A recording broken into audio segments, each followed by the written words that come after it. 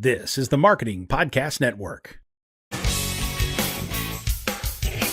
Stories influence, teach, and inspire us. But what about the storytellers who create them? Uncorking a Story profiles storytellers to uncover how their background and life experiences influence the stories they create.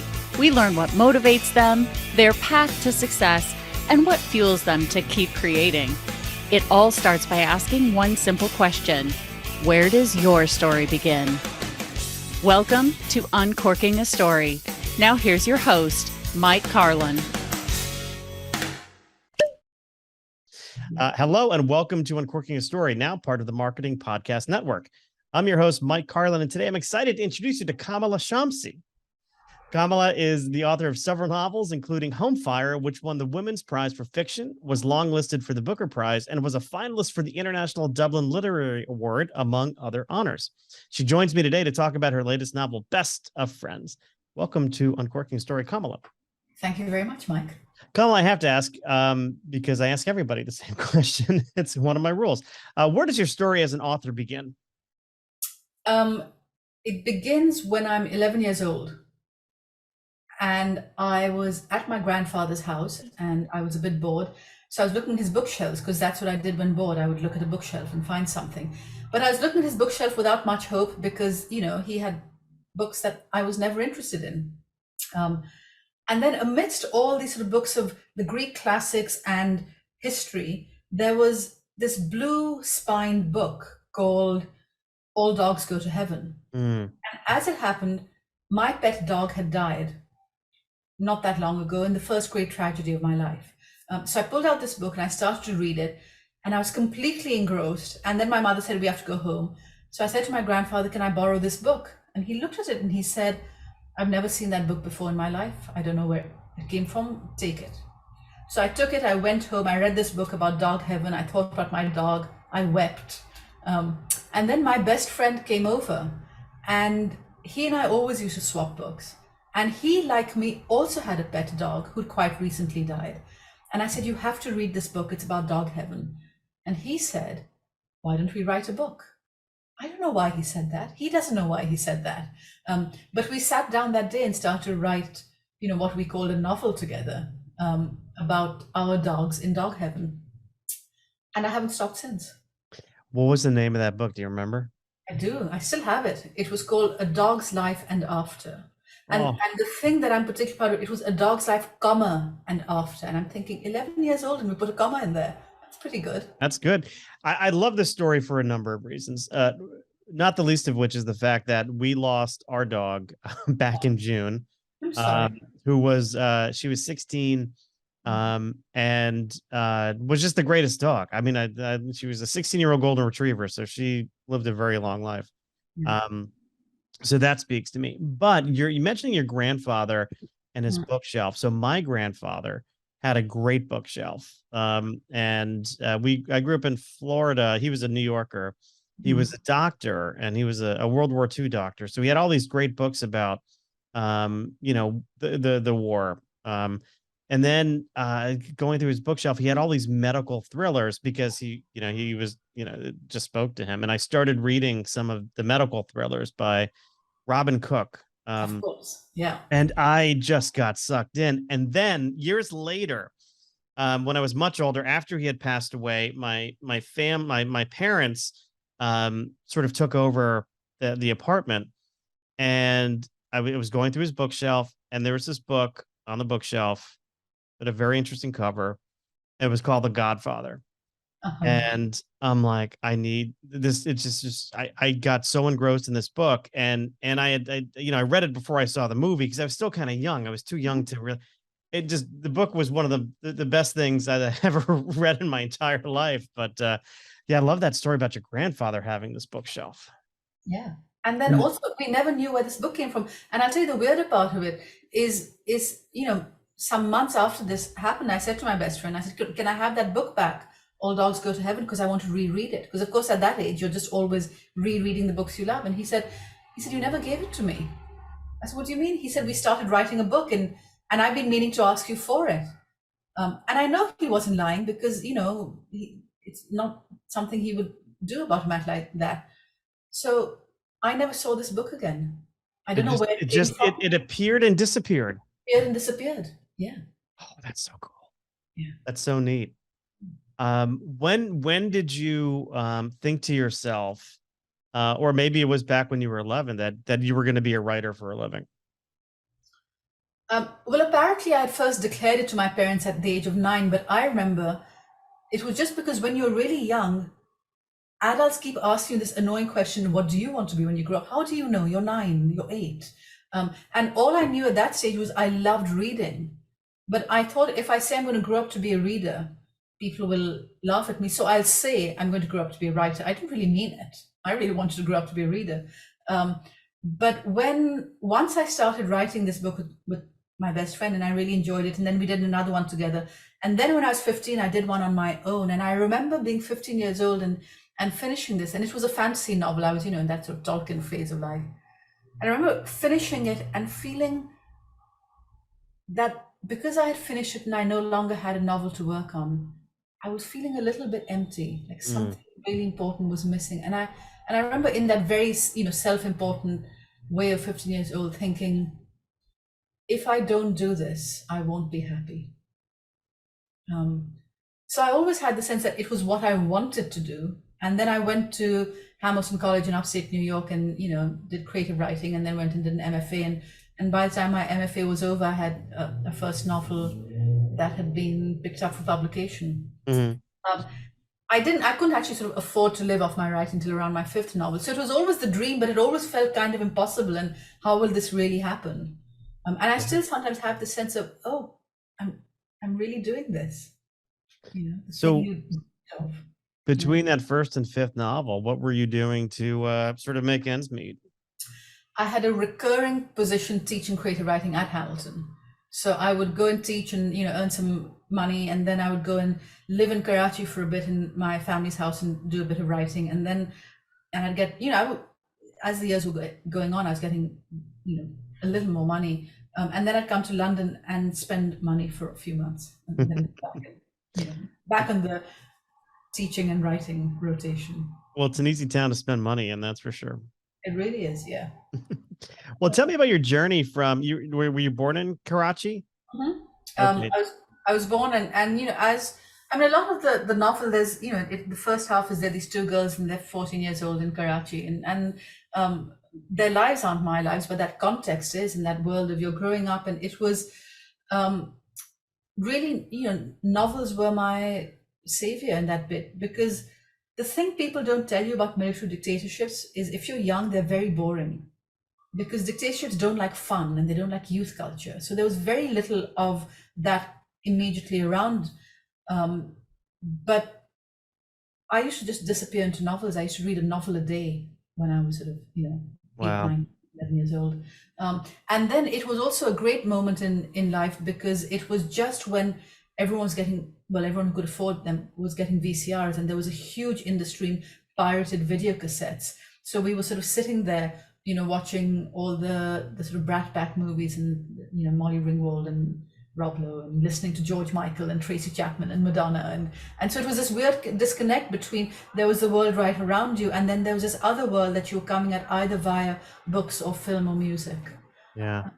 And Tracy Chapman doesn't get enough credit, I think, for what she's given to the musical world. I love her music. She's so good, even beyond the hits. But so when you went to college, was that your first time coming to the States, or had you been to the States before?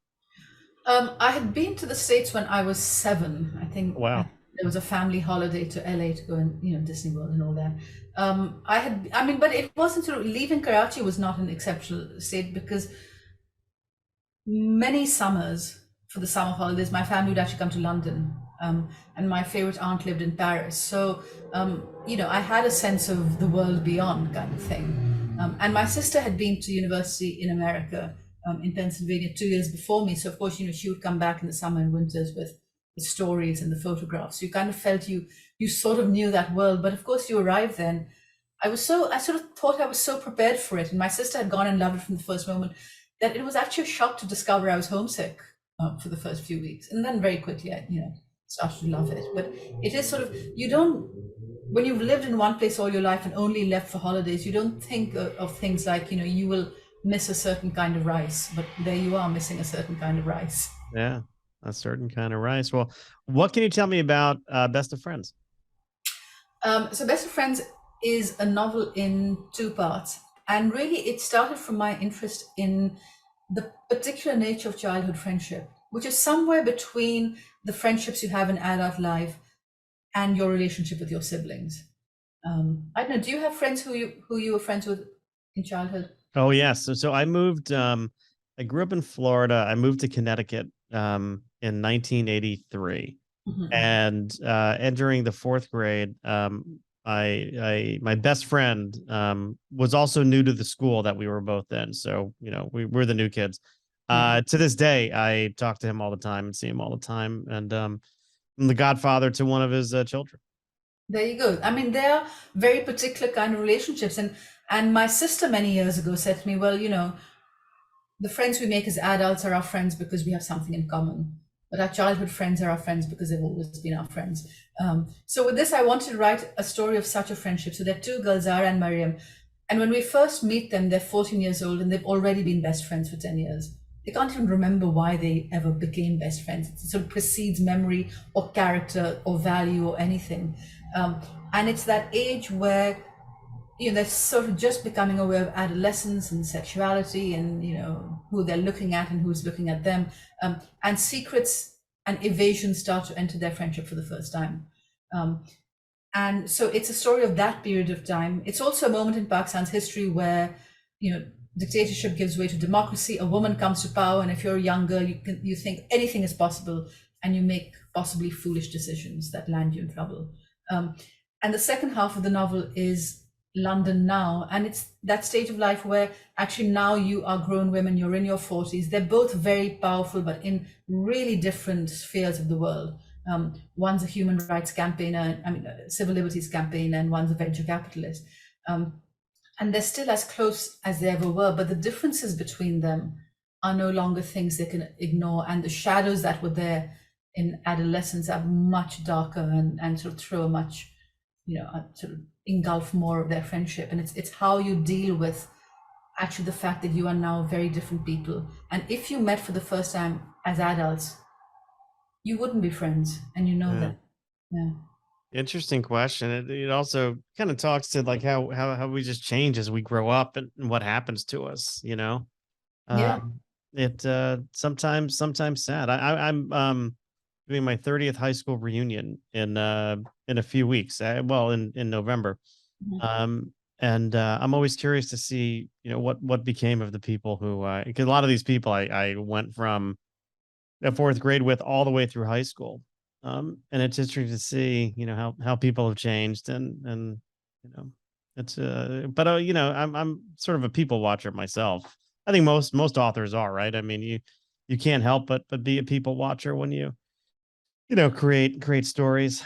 Yeah, well, people are interesting. And I think it is particularly interesting to look at the people you've known through your life. Because it's so interesting the way that in some fairly essential way, people seem to not really be very different from their 8-year-old selves or their 12-year-old selves. But in other ways, you're completely surprised by them. So, the class extrovert may actually now be quite an introvert. I was very shy as a kid. I had no confidence. I was that kid, if the teacher sort of asked a question and I thought, oh, I know the answer, but I wouldn't raise my hand because I'd start saying, how do I know the answer? Maybe I just think I know the answer. And what if I get the answer wrong? And I was that kid. And I can still kind of locate a tiny bit of her somewhere very deep inside me, but it's tiny and very deep. Yeah. And if you told me then that I would be, doing book events and going out and talking about all kinds of things, and I would have thought, I would have been very pleased by the writing books part, but the public part of it and the fact that actually I enjoy the public part of it, I think that would have really shocked me. And so similarly, you look at your friends and you also, I think you do wonder how they're seeing you because they've known you forever, and how do they compare you to who they thought you would be? Yeah. It's interesting. I always ask authors, what's the secret to being an author? And a lot of people tell me, well, you have to be a big reader, right? That's sort of par for the course. I think you have to be like a really curious person. I think you have to be able to look at other people and then just wonder, okay, what if, what's their story? What's their backstory? What's happened to this person? What role does curiosity play in your writing? I'm actually less curious than a lot of people I know. I'm not one of those people who strikes up conversations with strangers. I mean, I know people who do, and I just don't. I just feel that, there are too many. I mean, I love all the people in my life, but I thought I don't want to necessarily meet someone new and get to know them. But I am, the people I do know, I'm curious about, and you notice them, and you notice the way they respond to the world around them. I was thinking the other day about those personality tests that you're sometimes asked to do. I mean, online or wherever it'll be. Yeah. Are you an introvert or an extrovert?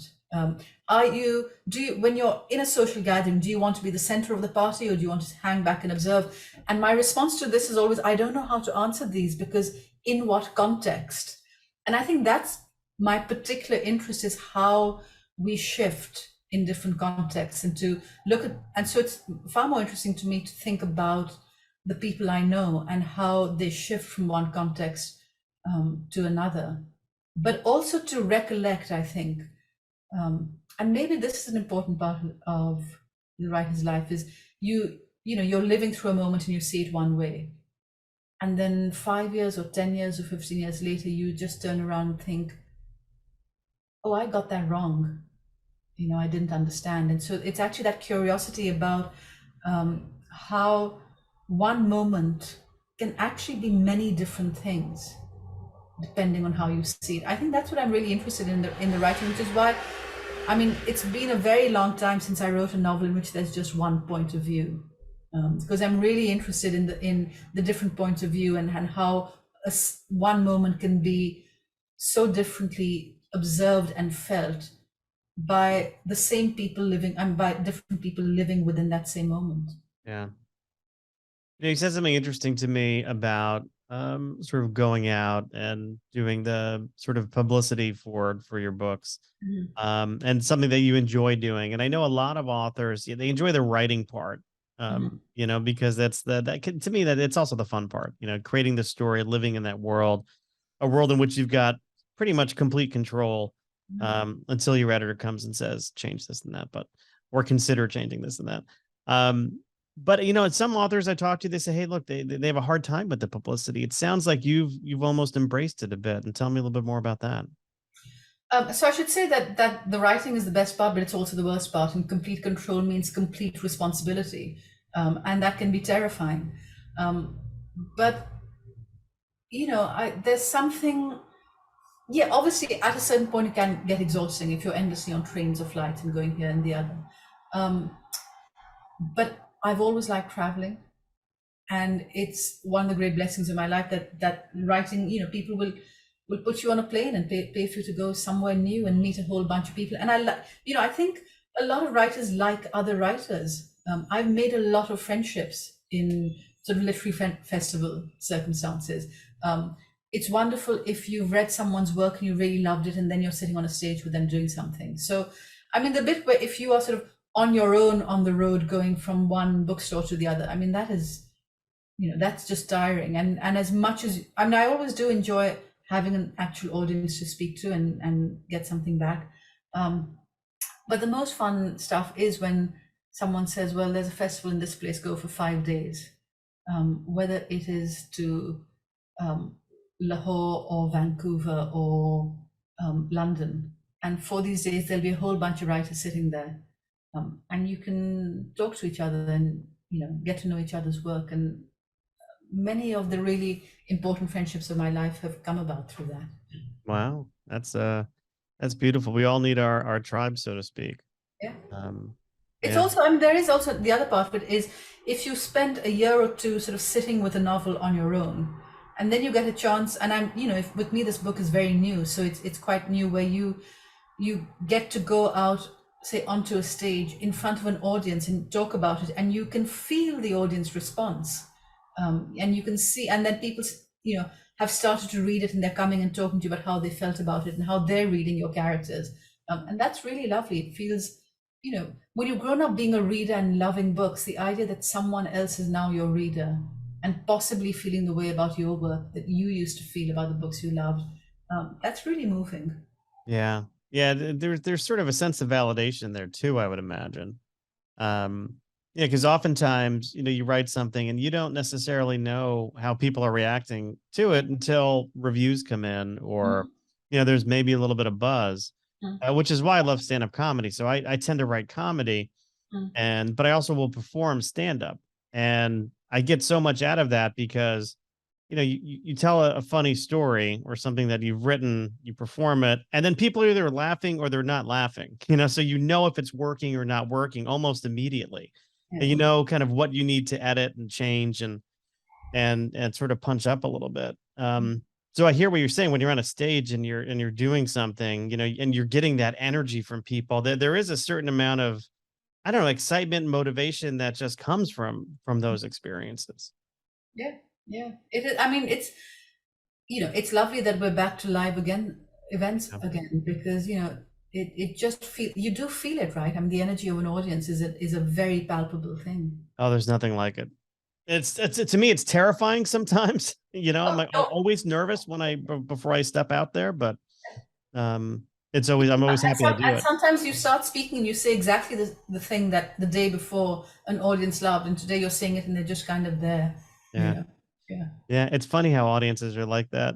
Something that what I would say kills one day could just bomb the next. Yeah. then I get in my head and worry about what am I doing wrong. But that's just me.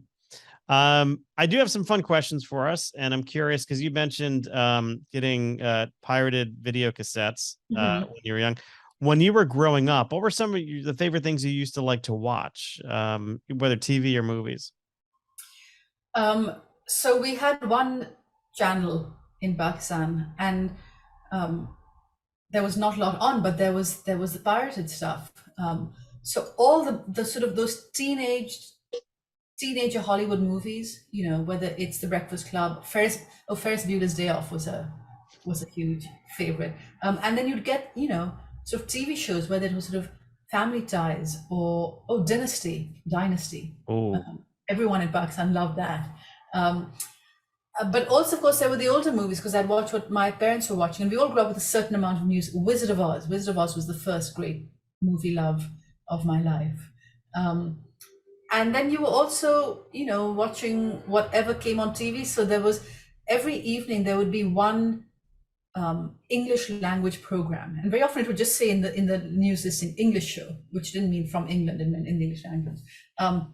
And because the military regime, didn't like certain kinds of things, but it liked action stuff. So you would have things like the A-Team and Chips and Airwolf, and all these sort of very actiony things with these sort of strong men at the center of things. Oh, and Star Trek.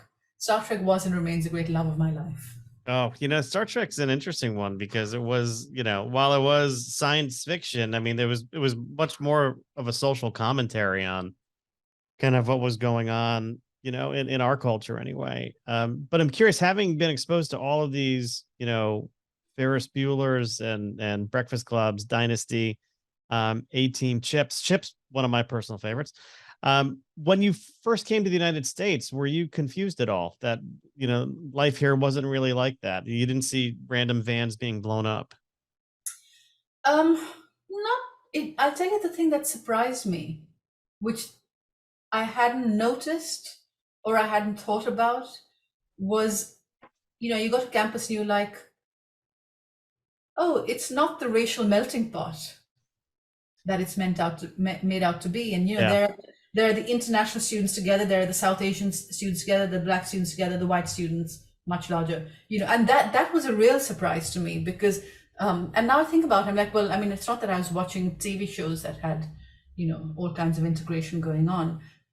But it was that kind of thing. So it's not, I mean, you always know that, drama is drama. So you don't expect to see things blowing up. But I remember that coming as a bit of a shock, because I think it had maybe watching, I don't know, New York cop shows. You just got the sense that actually there was a lot more of everyone living together. Right. Well, tell me about musical artists. I know you named a few before, George Michael, Madonna, Tracy Chapman. Who did you enjoy listening to when you were growing up listening to? Those, I mean, I very much put in the book the ones that I loved. So, and also, in Pakistan, again, you were getting stuff via pirated cassette. So you were getting really the mainstream stuff. And, I have all these friends in England who are like, well, none of us, when they were sort of teenagers, they were too cool to be listening to Wham and Duran Duran. And I was like, well, that's what we were getting. Wham, Duran Duran, Culture Club, Paul Young, Bryan Adams. That was the stuff that was coming through. Tracy Chapman, of course, I mean, was a voice like something else. Like, Fleetwood Mac, pretty mainstream stuff. Yeah, no, it's all great. I love Duran Duran. I'm not afraid to admit it. No, let's never be afraid to admit it. Do you feel as if you have an inner child inside you? Well, I'm doing the thing that I wanted to do and I loved to do when I was 11 years old and 13 years old. So I'm basically living the dream of an 11-year-old. Yeah. Is writing a way of feeding your inner child? I'm not sure it needs feeding because it's so there. But I think there's something that we all know how to do as children, which some people grow out of the habit of, and that is storytelling and imagining. And I think writing certainly helps that keep going for me. And also that sense of joy and wonder. If you're writing, it isn't, I mean, there are days when it's just the daily grind and I have to sit at my desk and get the next thing done. But on the best days, it's fun. And you do have a sense of something amazing is happening here. And you don't have that sense of, here I am at my desk again, doing this thing I've been doing for years. And also because every novel is like a new adventure, a new thing. So there's a constant sense of renewal and excitement. So yeah, very much. I think it does. It for all that it can be very, very frustrating at times. There's a very deep pleasure in it, which does connect back to a kind of childhood sense of pleasure and fun and wonder. Yeah. Do you consider writing to be therapeutic for you at all? Not really. Only because I tend not to think of it in that way.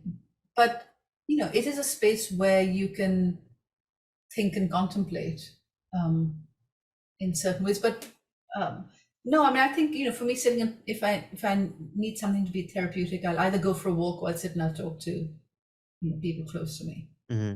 Writing does something, and also because I suppose ultimately, therapeutic sounds a little more like there's something I'm writing in order to do something for myself, and actually when I'm writing, I have to be quite strict about the fact that there may be all kinds of things I would like to put in a novel, but if it's not good for the novel, it has no place there.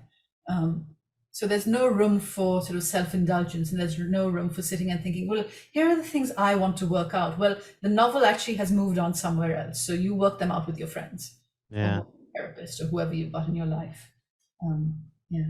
Interesting. I like that. There's no room for self-indulgence there. I think that's a lesson I need to learn. I think I can be very self-indulgent in writing. What about when you're sitting down to write something, you've got a blank screen or blank page. How do you feel when you're staring at a blank page? It can be scary. It's somewhat helpful to have done that before and gone through that before. I remember there was one point, and actually it was with my last novel, Home Fire, where there was a point where I just thought, I don't know if this is working at all. And I wrote to a friend of mine who's a novelist, and I said, I'm just stuck. It's sort of feeling dead on the page. I don't know where it's going. I don't know that it's going to work. I had this whole long paragraph of everything that was wrong. And he wrote back one sentence. So you're writing a novel? And I thought, yeah, okay, yes. This happens. This is part of the process that for me, starting out in particular is incredibly hard, and it's you don't know if it's working. And it's very easy to feel panicked. It's very easy to think, oh, maybe I should try something really different. And you just have to kind of hold your nerve, I think, and stay the course. Yeah. You know what I'm curious about is, you mentioned growing up reading a novel a day, right? Do you think readers realize how much goes into writing a book? Whether it's just the thinking about it, whether it's the writing, the rewriting, I mean, do you think people really think that, hey, this takes a couple of years to do? I hope not. When someone is reading my work, I would hate it if they thought there are lots of different drafts that went into this, and I want it to feel as if it exists in this version in which it had to exist. And that, I don't want them to be thinking about the writer. I want them to enter the novel and live in its world and feel that this is the only version of it that could have been. Wow, that is a profound statement. Not thinking about the writer. I think in that regard, writers are different than actors almost. Well, maybe not. I don't know. I might talk myself out of this one. Because I always think actors as being people who love to be seen for who they are versus the characters they play. But then I could argue that a real good actor, real talented actor, no one thinks about the actor. They just think about the part they're playing. Yeah, and certainly, I mean, it's an interesting one with actors because we do have such a strong sense of them as celebrities. And I think sometimes that can get in the way that you watch something, you're seeing the celebrity. But the really good actor or the really good director or editor, whoever's responsible for it, there has to be that moment where you enter in it and you forget that Meryl Streep is Meryl Streep and she is simply that character. Yeah. Great choice with Meryl Streep, by the way. She's right. I mean, that's the ultimate one. It's like I think of her and I'm like, I've never seen Meryl Streep in a bad role. Like, there's never been. I can't point to a Meryl Streep movie and said, "Well, I really didn't like that." The Devil Wears Prada is one of my favorite movies. Oh, it's a fantastic, and it's a great movie for an airplane, as is Mamma Mia. I mean, these are movies. Oh my gosh, forget about it. I love Mamma Mia. You can just watch them over. I mean, I've watched Mamma Mia so many times. I can't tell you if I'm on a plane and it's there. It's like my comfort blanket now. I started my daughter. So I have 3 kids. They're triplets. They're 20 years old. And one of my girls, Maggie, she was a hockey player. We went to Sweden her freshman year. She was part of an exchange program.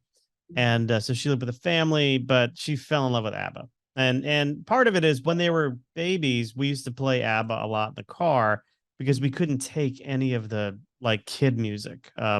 So we gave them a diet of the Beatles, ABBA, Rod Stewart, the classics for kids.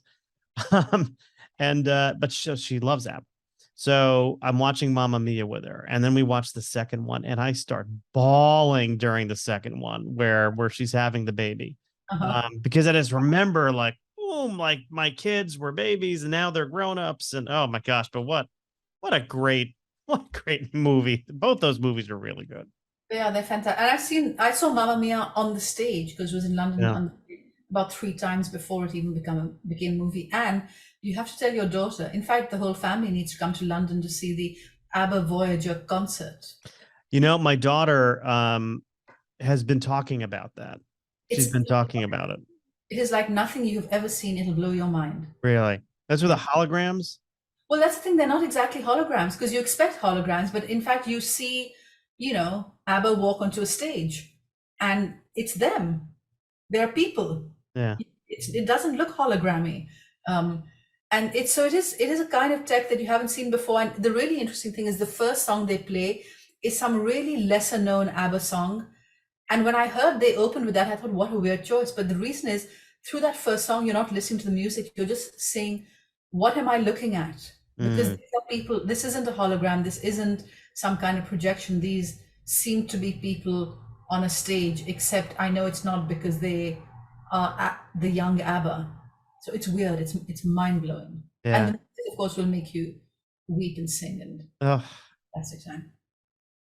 Yeah, I'll have to go when my emotions are regulating better than they are right now because I'm getting teary just thinking about it. No, go with and just stand there and weep. It'll be so good for your unregulated emotions.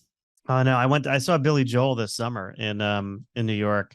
I We're cried really 3 times. showing our age here, aren't we? Yeah. Oh, please. Yeah. I cried 3 times during that show Yeah, of course you did. at songs that are not sad. You know, I was so You were happy to crying be to there. Uptown Girl, or were you crying to Uptown Girl? No, I started with well, he opened the show with what was the song from that show, Bosom Buddies? Um, My Life. He opened the show with Oh, My yeah. Life. Yeah. And I'm 48 years old, kind of going through, this time in my life where these 3 kids who I've been their father for 20 years don't need me as much anymore. They're all kind of living outside of the house. And I'm going through this period thinking like, well, what is my role in life now? Like, it can't be just to be the income earner. I have to have a bigger purpose than that because, and I'm thinking, oh my God, this song, it was just speaking to me in a way. Yeah. And I started bawling.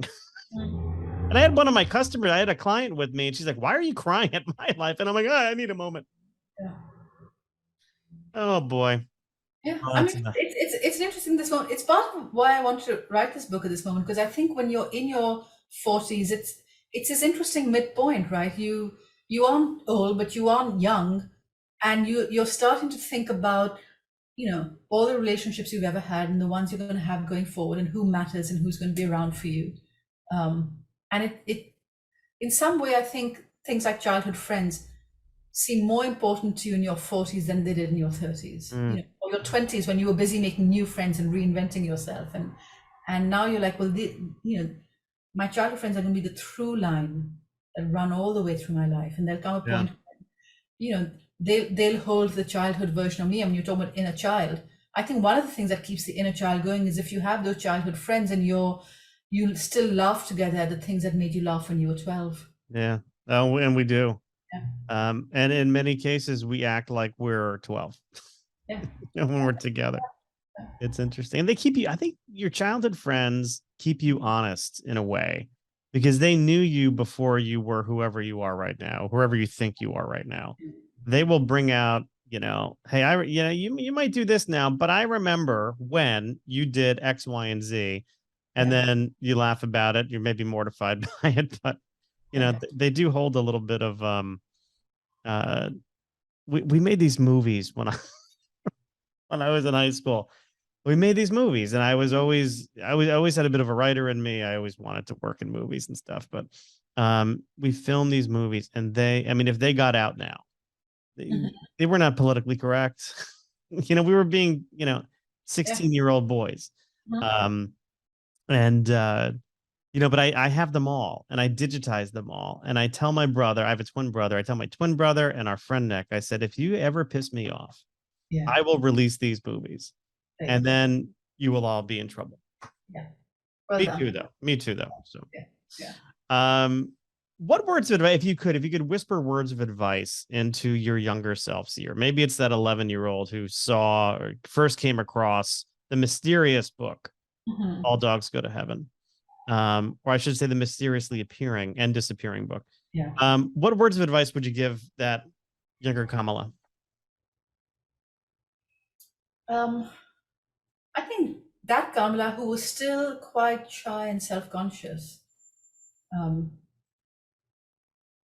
I'd say live a little more lightly. Everyone isn't looking at you all the time. You can mess up. It's fine. You're 11 years old. You're going to make mistakes. You're going to get things wrong. Don't worry about it. Take those risks. It's okay if you fail. Yeah. Take those risks. It's okay if you answer that question in class and it's not correct. Exactly. Right. So, yeah. People are always getting it wrong in class, and the teacher is there to teach.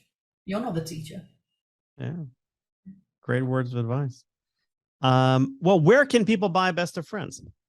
Wherever you buy books, go to your favorite local independent bookseller, or you can go online and, find book retailers, or on Penguin Random House website. Yes. Wherever you buy good books. Wherever you buy good books. Or bad books. We're not judging it. All the books. And then if people want to learn more about you, do you have a website? Do you have social media that you're active on? What can you share with us? I am on Twitter at Kamila Shamsie, and I'm on Instagram at @Shamsie. All right. Very good. I will be sure to put those in the notes so people can look you up and follow you and do all the things people do on social media. All right. Well, don't do all the things people do on social media, because some of them are a bit dodgy. That's why I have to be honest, I have to avoid Twitter because I just get angry. I just get angry when I go down different rabbit holes on it. But that's life. Kamila, I so appreciate you coming by and letting me uncork your story. It's been a very, very fun conversation. Thank you very much, Mike.